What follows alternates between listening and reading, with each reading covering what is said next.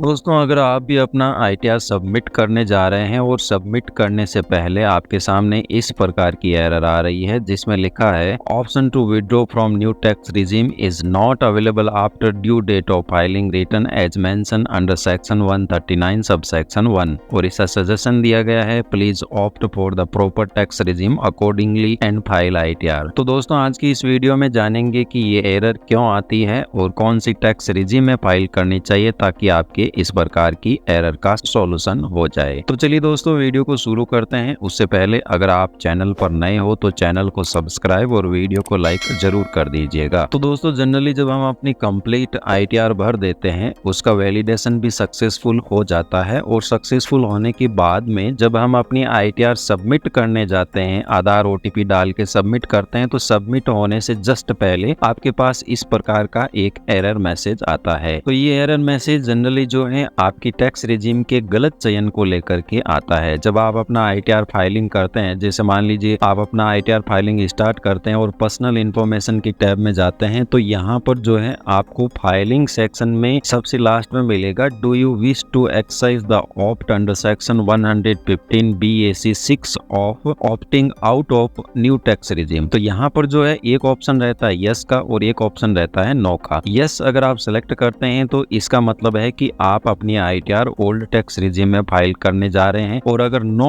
आप सेलेक्ट करते हैं तो इसका मतलब है कि आप अपनी आईटीआर न्यू टैक्स रिजीम में फाइल करने जा रहे हैं। अब ओल्ड टैक्स रिजीम और न्यू टैक्स रिजीम क्या होती है? ओल्ड टैक्स रिजीम में आप सारे के सारे डिडक्शन अलाउ कर सकते हैं, जैसे मान लीजिए एटीसी के डिडक्शन हो गया, एचआरए का हो गया, होम लोन का हो गया, या आपके कोई हेल्थ इंश्योरेंस वगैरह का डिडक्शन है तो वो आप ओल्ड टैक्स रिजीम में ऑप्ट कर सकते हैं। वही न्यू टैक्स रिजीम में आपके कोई भी डिडक्शन अलाउ नहीं होता है, ओनली स्टैंडर्ड डिडक्शन है वो 50,000 रुपए का असेसमेंट ईयर 24-25 के लिए अलाउ होता है। तो एक बात क्लियर हो गई कि अगर आप यस सेलेक्ट करते हैं तो इसका मतलब आप ओल्ड टैक्स रिजीम ले रहे हैं और अगर नो सेलेक्ट करते हैं तो इसका मतलब आप न्यू टैक्स रिजीम ले रहे हैं। अब ओल्ड टैक्स रिजीम को भी चूज करने का कुछ रूल्स इनकम टैक्स ने बनाया है और न्यू टैक्स रिजीम को भी चूज करने का कुछ रूल्स जो है इनकम टैक्स डिपार्टमेंट ने बनाए हैं कि आप न्यू टैक्स रिजीम कब कब सेलेक्ट कर सकते हो और ओल्ड टैक्स रिजीम कब कब सेलेक्ट कर सकते हो। अगर यहाँ पर आप सिलेक्शन में गलती करते हो तो उस केस में आपके पास इस प्रकार का एरर आता है जब आप अपनी आईटीआर को वैलिडेशन करने जाते हैं। तो डिस्कस करेंगे इस वीडियो में कि न्यू टैक्स रिजीम और ओल्ड टैक्स रिजीम में से कौन सी रिजीम आपको चूज करनी चाहिए ताकि ये एरर नहीं आए। तो सबसे पहली कंडीशन आती है कि जब आपने बिल्कुल ही रिटर्न नहीं भरा हो, यानी कि असेसमेंट ईयर 2024-25 का आईटीआर जो है इसकी ड्यू डेट 31 जुलाई थी और 31 जुलाई तक आपने अपना आईटीआर ही नहीं भरा हो, तो गवर्नमेंट कहती है कि अगर आप ड्यू डेट के बाद में अपनी आईटीआर फाइलिंग करने जा रहे हो तो आपको सिर्फ और सिर्फ न्यू टैक्स रिजीम में ही आईटीआर फाइल करना रहेगा। अगर आप ओल्ड टैक्स रिजीम फाइल करने जाओगे तो उस प्रकार की एरर आपके सामने आएगी। दूसरी कंडीशन होती है कि आपने आईटीआर 31 जुलाई से पहले तो भर दिया, परंतु जब 31 जुलाई से पहले आपने आईटीआर भरा वो न्यू टैक्स रिजीम में भरा, तो क्या आप 31 जुलाई के बाद जब अपना आईटीआर रिवाइज करने जा रहे हो तो क्या वो ओल्ड टैक्स रिजीम में भर सकते हो? तो इसका जवाब है नहीं।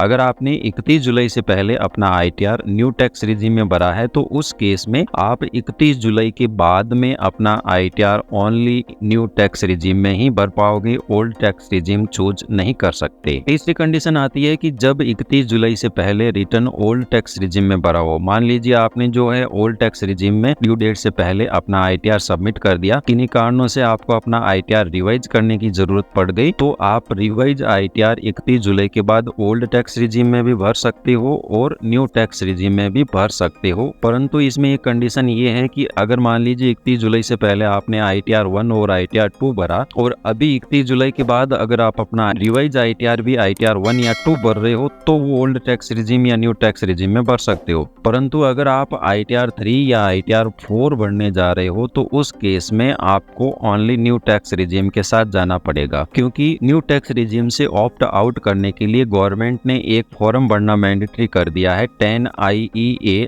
जो कि अगर आप ITR 3 या 4 भरते हो तो उस केस में भरना जरूरी होता है। तो फॉर्म 10 IEA के भरने की जो लास्ट डेट है वो 31 जुलाई है। अगर 31 जुलाई से पहले ये फॉर्म नहीं भरते हो आप, तो आप ITR 3 या 4 भरने जा रहे हो तो ओनली आप न्यू टैक्स रिजीम ही भर पाओगे। नेक्स्ट कंडीशन आती है कि जब आप अपनी ITR को जो है ओल्ड टैक्स रिजीम में जाने के लिए फॉर्म 10 IEA भर रखा हो, यानी कि ड्यू डेट से पहले 31 जुलाई से पहले आपने फॉर्म 10 IEA भर रखा हो, तो उस केस में आप अपनी ओरिजिनल ITR हो चाहे रिवाइज ITR हो, वो सिर्फ और सिर्फ ओल्ड टैक्स रिजीम में ही भर पाओगे। अगर आपने फॉर्म 10 IEA भर रखा है और आप चाहते हो कि मैं न्यू टैक्स रिजीम अब चूज करने जा रहा हूं, तो वो पॉसिबल नहीं है। अगर आप उसको वैलिडेशन करने जाओगे तो उस केस में आपके सामने एरर आएगी, आपका ITR वैलिडेशन नहीं हो पाएगा। तो अगर आपने फॉर्म 10 IEA भर रखा है ड्यू डेट से पहले, तो उस केस में चाहे आप अपना रिवाइज ITR भरो 31 दिसंबर 2024 से पहले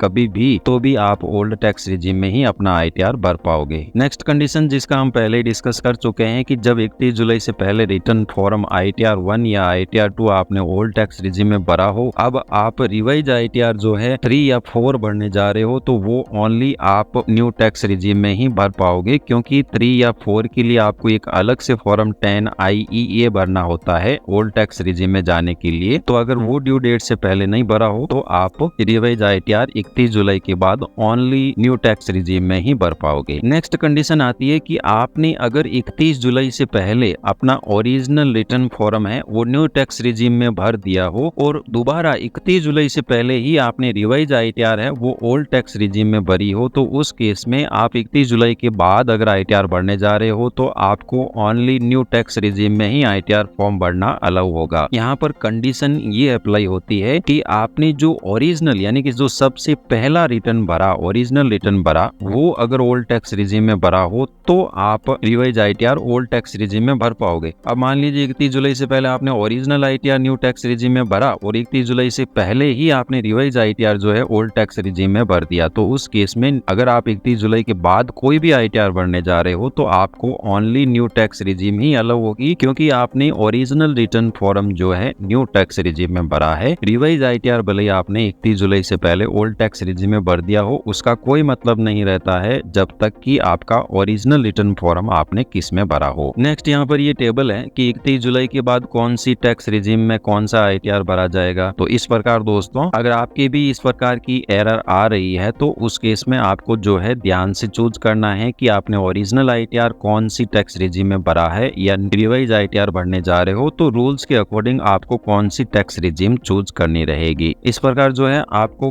करेक्ट टैक्स रिजीम का चूज करके अपनी ITR को सबमिट कर देना है और उससे आपकी ये एरर भी है वो भी सॉर्ट आउट हो जाएगी। धन्यवाद दोस्तों, जानकारी अच्छी लगी हो तो चैनल को सब्सक्राइब और वीडियो को लाइक जरूर कर दीजिएगा।